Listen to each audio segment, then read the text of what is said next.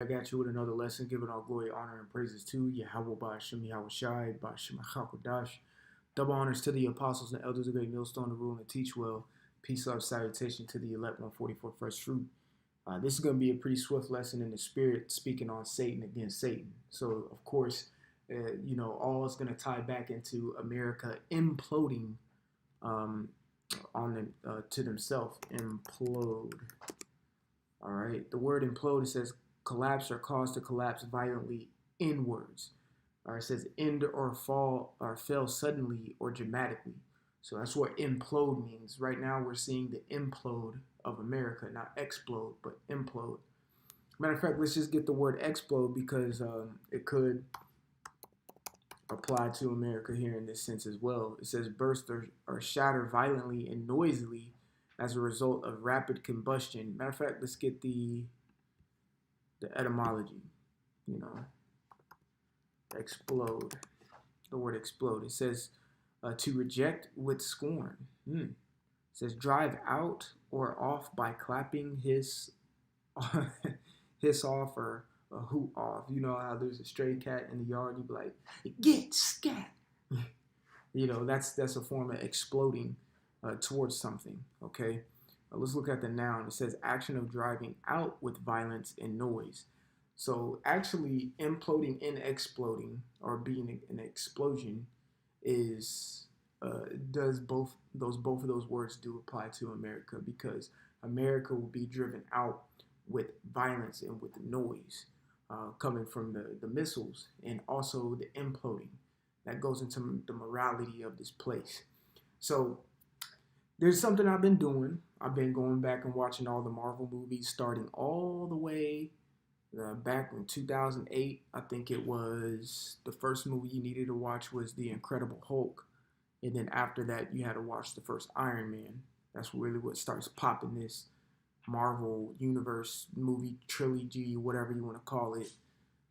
That's what started it. That was the inception of everything, to where you get all the way down to the Endgame, Infinity Wars, and things of that nature with Thanos. I'm not trying to be a dork here, but I just wanted to see how everything played out from the jump. So right now I'm on Captain America Civil War. So I've watched a plethora of movies, all right? I watched a plethora of movies. And when I was watching Captain America Civil War, which that name in a sense is spiritual, American Civil War, you know, that means America imploding on themselves. And in this movie, you see the Avengers imploding. Okay, they're being destroyed and decayed from the inside in a violent manner. Okay, you had Captain America was pretty much the leader of one team, and Iron Man was the leader of the other. Iron Man and Captain America fight.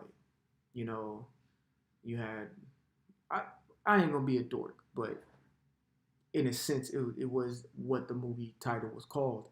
But there was one part that stood out to me the most, and it was this part right here, when Captain America was speaking to the dude who planned all of this for them. He's like, I can't. His plan was, I can't physically kill the Avengers, but I can get it to where they can fight each other and they can kill each other. So that's what was going on. So I'm gonna play this clip. I'm gonna play this clip because there's something in there that he said that triggered me to want to do a lesson on it. I've thought about nothing else for over a year. I studied you. I followed you. But now that you're standing here, I just realized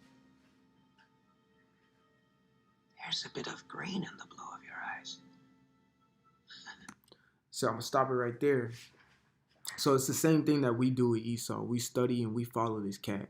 We know the scriptures say it in Psalms, with the 55th chapter. I'm gonna see if I can get it. If I can, I'll just loosely paraphrase it. I think it's verse 20. Yeah, verse 21. It says, Psalm 55 and 21. The words of his mouth were smoother than butter, but yet it says, but war was in his heart. His words were softer than oil, yet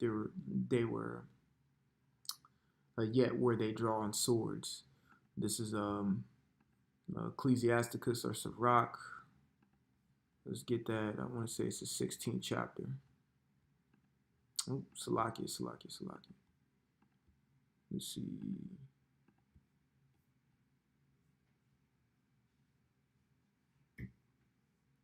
Or was it the 12th chapter?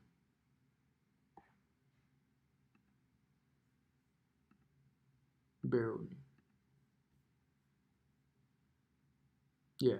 Ecclesiasticus 12 and 16. I got it mixed up. I thought it was 16 and 12. So it says, an enemy speaketh sweetly with his lips, but in his heart he imagineth how to throw thee into a pit.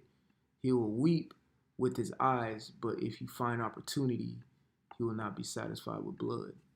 All right, so that's these Edomites. For so long, Jake done thought, oh, the government's doing good for us and this, that, but that's not necessarily the case. That's not the case at all, you know, and that's what this guy was seeing in Captain America. He's like, I've been studying, I've been watching for so long, and now I see you up close. You got green in your eyes. So that made me look up the color green.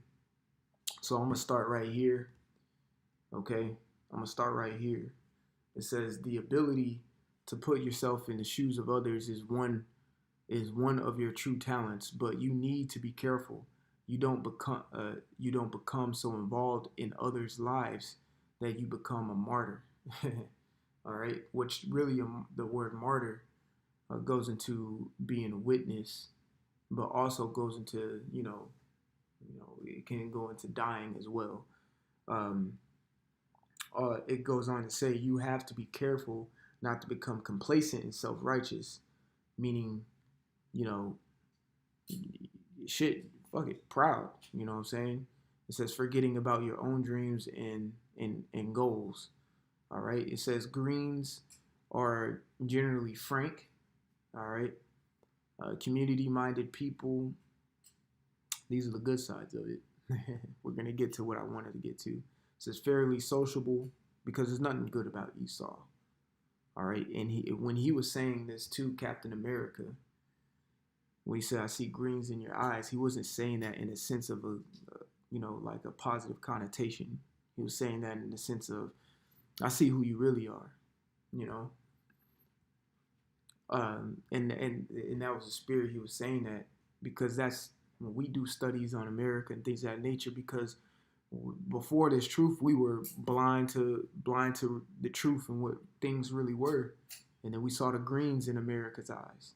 Okay, so it goes on to say fairly sociable, preferring peace at any price. See, preferring peace at any price. All right, and that goes into whatever you think peace is. And Esau, what he thinks peace is chipping everybody and being their God. All right, and at any price he will make it happen. All right, it says you can be self-enhancing, modest, and patient, and run the risk of being exploited by others. Exactly. All right, or what you could say an exposition, or you're being exposed. All right, you may appear to be innocent and naive, and that's why I read Psalm 55 and Ecclesiasticus 12, because Esau puts the notion out that he's innocent and I'm trying to help you, and naive. Naive can go into being, you may seem gullible with things, but you are actually quite streetwise and astute, right? And that's how Esau is. He plays the part like he's humble, but in the back end, this dude is a proud psychopath. All right. It says you read others well, but often keep it to yourself. All right. And that's very sneaky and conniving when you read others well, but keep it to yourself. Now, I'm speaking in the sense of Esau. You reading, in a spiritual sense, reading somebody is what you call discernment. All right. And you having a good level of discernment, but keeping your mouth shut and just observing things is a good quality. But the quality that Esau uses it as is more so as a weapon. Is how he weaponizes that attribute. Because come on, Esau, he knows sociology and psychology. He knows the mind of the people. How else has everybody been fooled? He fooled the entire planet. So he read others well, but kept it to himself. He kept the truth to himself, so no one could find out who he really was. So let's get to the point of the matter. All right, the point of what he was saying, I see green in your eyes, to Captain America. It says a negative side to the green personality is tendency towards envy and jealousy. All right, towards envy and jealousy. So let's keep going. How nice to find a flaw. You see, he said, how nice to find a flaw. So he wasn't meaning that in a positive sense of, I see green in your eyes. You're Sokovian. Because green in your eye, green is also a color of prosperity. Is that what this is about? Sokovia was a failed state long before you blew it to hell. No. I'm here because I made a promise. You lost someone. I lost everyone. And so will you.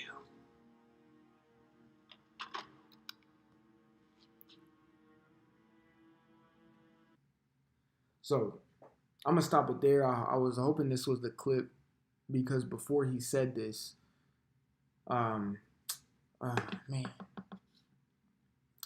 before he said, I ain't gonna sit here and find it, but if y'all go watch the movie, before he said all of that to Captain America, he had matter of fact, let me see if he says it here real quick.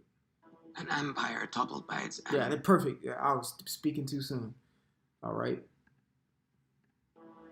An empire toppled by its enemies can rise again. But one which crumbles from within, that's dead. Forever. See, that was spiritual right there. Within, ease can rise again. An empire toppled by its enemy. So an empire toppled by its enemies, which was Israel, 70 AD. Israel was toppled by his enemies. But what is if someone was toppled by their enemies, what is he? What It is can it? rise again. It can rise again. Israel will rise again. But let's listen some more. But one which crumbles from within. But one which crumbles from within, meaning which we went into imploding.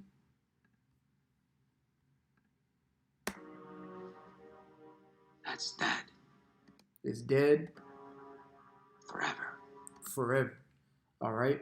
So that brings us to the scriptures here.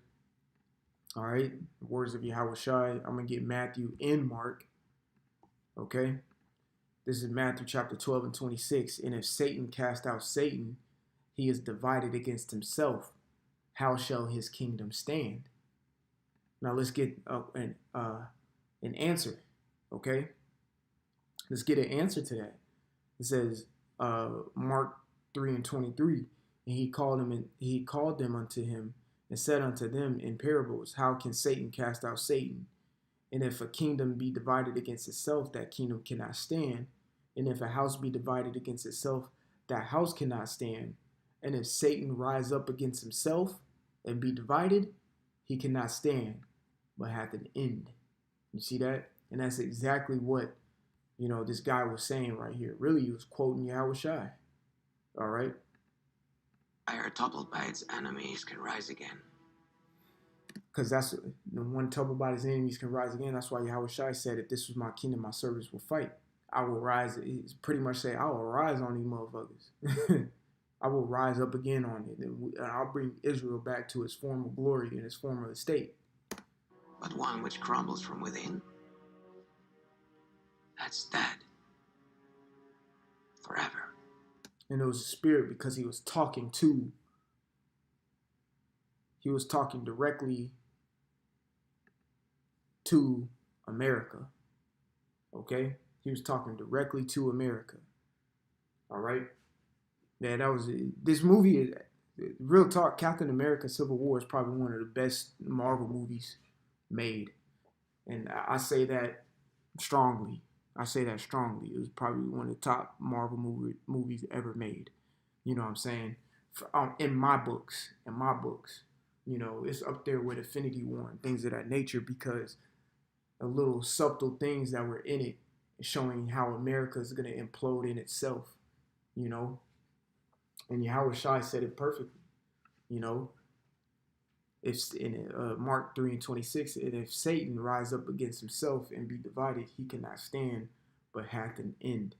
So America's going to implode on itself, and anything that implodes on itself, it can't repair that because itself defeated itself. You defeated yourself. It's the same thing. That's why Yahweh Shai said, "Let no man take thy crown."